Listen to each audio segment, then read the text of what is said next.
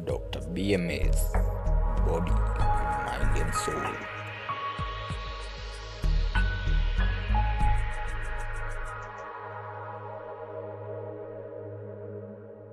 Hello guys, welcome back to Dr. BMS. Thank you very much for subscribing to our channel. If you have not subscribed to this channel, hit the subscription button, hit the notification bell for more and more updates. Daktari, thank you very much for hosting us in your channel.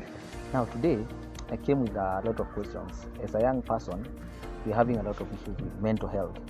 Now that your channel is body, mind and soul. Now, today let us look at that mind. Because now I've realized I work in some place and I've realized a lot of problems. So kindly just say something to our guys first before we start. Thank you, viewers, and welcome to the Dr. BMS channel. My name is Dr. BMS, and I'm very happy today to host youngsters, young adults, to talk about matters mental health. Our channel is Body, Mind and Soul. They're all persons. So we want to make sure that your body, you're physically, you are mentally well, and you're spiritually nourished, and you grow up to be the best person you could be in your life. Sure. Yes, so that is what we are here to educate you about, the mental health and the challenges which the youth are facing, how to tackle them at this point. You see, doctor, before the coming of COVID-19, mental health was just an issue that we used to talk about, not seeing real actions, because most of the people were just stable and fine. But I've realized, I work somewhere, and I've realized at times somebody comes in with a lot of anger issues. What do you think is the relationship between, or what can you tell us about the relationship between finances and your mind? Because I've realized when people are broke, they have anger issues. That is true. Mental health has been an issue which has been there since time immemorial. Unfortunately, it has not been publicized. Nothing much has been known about mental health for a long time, and people who are struggling with their mental well-being were seen to be people who are weak or people who have been possessed by spirits, by demons. Sure. But now we have come to do research. Research has come, and there is knowledge to see that just the way of living, the environment you live, the challenges you face have a lot to do with your mental well-being. So you mean mental health and madness, they are two things. They are very different. Yeah, things. because now, most of the people, they are not willingly ready to talk about their, for example, when somebody is going through a breakup, Yes. That kind of a person is going through mental torture. Yes. But most of the people are not ready to accept that they have a mental issue. Yes. So now when you talk to somebody and tell them that you have a mental issue, are you telling somebody that you're mad? Now that's what people think. That's what people think, but it's not true. So to put it right, when we talk about mental wellness, we are talking about the way you process your emotions. Sure. Human beings are made up of emotions. You are happy, sometimes you cry, sometimes you're sad, sometimes you're just feeling like you don't know where you are. So about those emotions, then your psychological well-being, the way your brain functions, the way you look at the situation around you, and the way all these things interact with your environment. So those three things, the emotions, the psychological well-being, and the social well-being, is what encompasses your mental well-being. So when someone is saying you think somebody is having challenges and you think they are mad, madness is the extreme end, and it's a condition which can be diagnosed by a doctor after you've been examined, and we know what problems you're facing. But sometimes you're facing just normal challenges like a young person, like you've talked about breakup. Maybe you've broken up with your girlfriend. That affects a lot of people. So that will affect your emotions, the way you feel, right? It will also affect the way you look at your scenario. You'll start doubting everyone, all your friends around. You don't want them around you because you don't know what they're up to. So that will affect your mental well-being. And then there is the issue of substitution. At one time, if I'm not very wrong, when I was doing psychology, there was something when we were talking about defense mechanisms. Yes. You realize currently that is actually what we are facing. Because I've been to matatus and you realize somebody, the conductor is requesting for the fare, and then somebody just booms out, and they are like they are approaching this person in a very aggressive manner. Yeah. I think somebody has an issue at home. Yes. They are transferring the issue from home Yes. then now to the matatu, and that is what we are experiencing in workplaces currently, because the frustration that came with the COVID-19 is really affecting people's mental well-being. That is true. Actually, we call it displacement Yeah. in So psychology. When you're displacing it yeah, from- you're displacing it. Like if one person is more threatening, Yeah. and then you now look for somebody who is weaker Yeah. to put your emotions and your frustrations, you vent it on them. And those are defenses which people use to cope with scenarios when they are overwhelming them. So we're saying you need to build healthy coping mechanisms when you are stressed. The issue of COVID-19 has really weighed down on everyone, because when COVID-19 came, nobody really understood what it was all about. So there's been a lot of anxiety, a lot of stress. People have been confined in very small spaces. People have changed their routine, Lost and like you're jobs. saying, they have lost jobs. With it, their earnings, yet the expenses are still there. So with all this, it brings frustration, and when a human being is frustrated, they erupt, and that is why they are displacing their frustrations on other people. So you are in a matatu, and the conductor asks you for fare, and you feel like they are adding into your problems, Sure. so you displace your anger and your frustration on them. Now, what should we now tell people? Because now this is a serious issue. Because in most places, for example, at times I do customer service, and you realize a customer just walks in 2 minutes. We have ticketing, whereby now you come, you get your ticket, you wait for it to be called. But then you realize somebody has just walked in just 2 minutes ago, and they start complaining, yet they have other 10 people who are ahead of them. Yeah. So now, how can we handle such? You need, now you, the customer care service, you need to be more grounded. You need to deal with yourself, so that when that person erupts, you can see that they are displacing their frustration. That frustration did not come from there. So you need to be calm to diffuse the situation. If now you also respond to them, telling them, "You just come in, what is your problem?" Hold your line. You will start fighting, and that will affect everybody else. Emotions are very contagious. So when we start shouting at each other people around will also be aroused, and soon it will be pandemonium in your workplace, which is not what you want. So you need to be cool Be calm, yourself, yeah. be calm. Yeah. We need to have the proper coping mechanism, so that you can tell them, "Ma'am, you've just come, this is your number 15. There are 5 people ahead of you. You'll be served in due time. Just relax." But I think some of the people think that maybe when they erupt on somebody else, they create a solution to the problem. Do you think we can create a long-lasting solution to the problem? Because at times I hear people say, for example, when you have a loss, say somebody like your close person has died, and then now you have the issue which is affecting you. I hear crying will sort it out.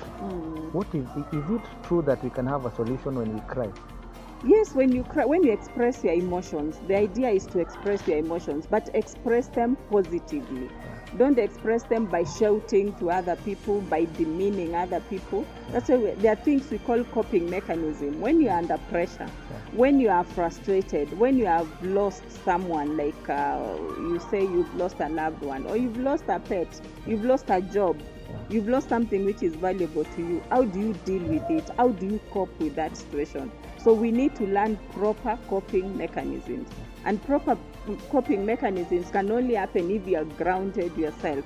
You are comfortable with the person you are. You understand yourself. Self-awareness is very important. Understand yourself.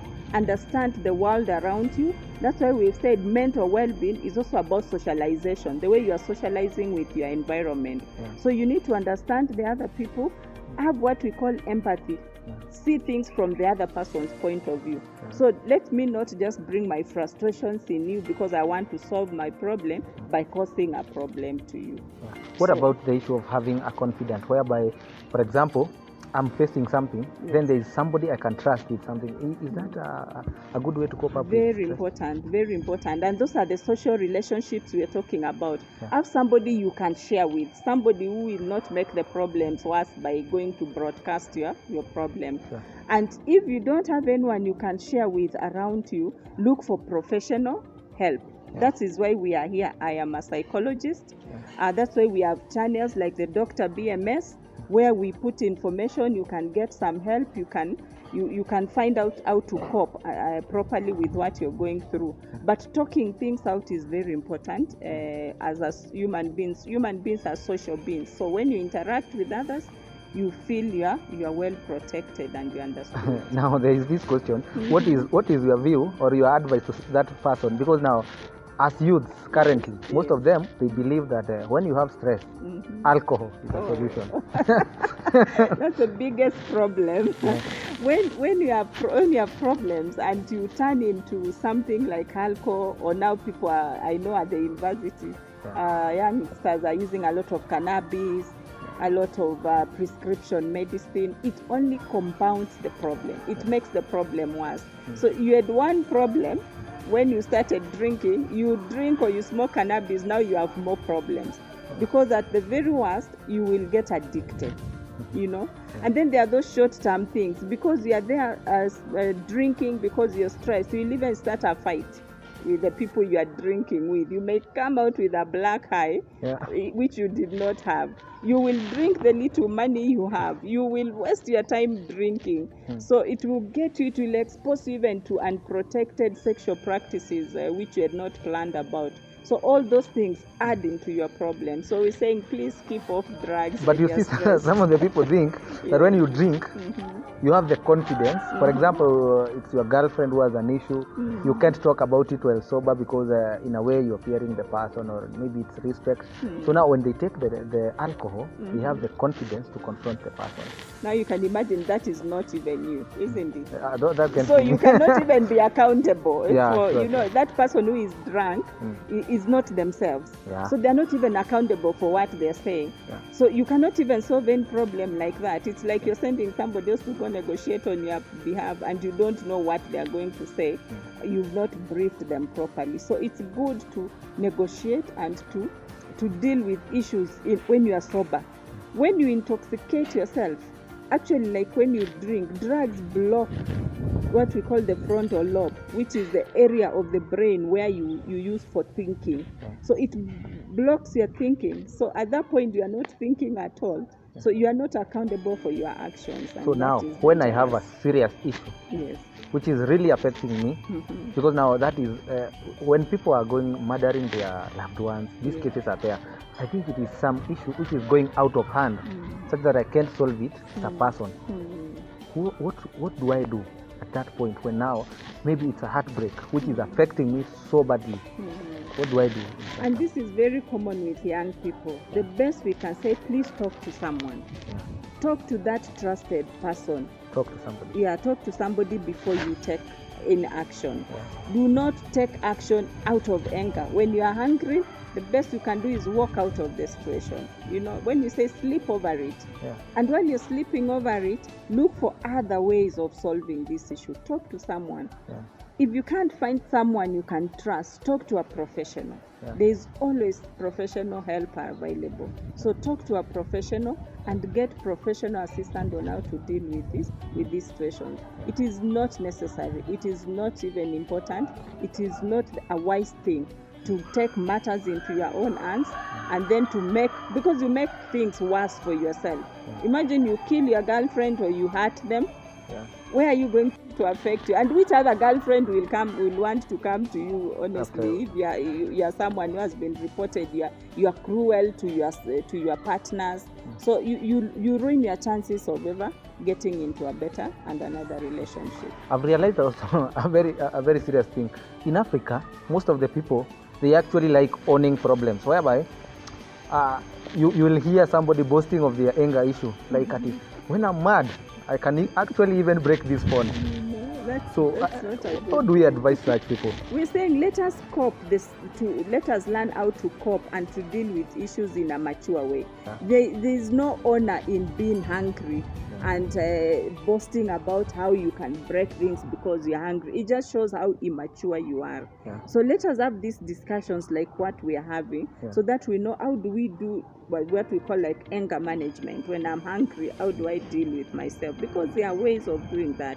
So if you seek help, you're going to get the right ways of dealing with these issues, and you are not going to be boasting about how you are good at doing the wrong thing. It's not good. Now, there is the inferiority complex, Yes. whereby I feel this somebody has done something wrong to me.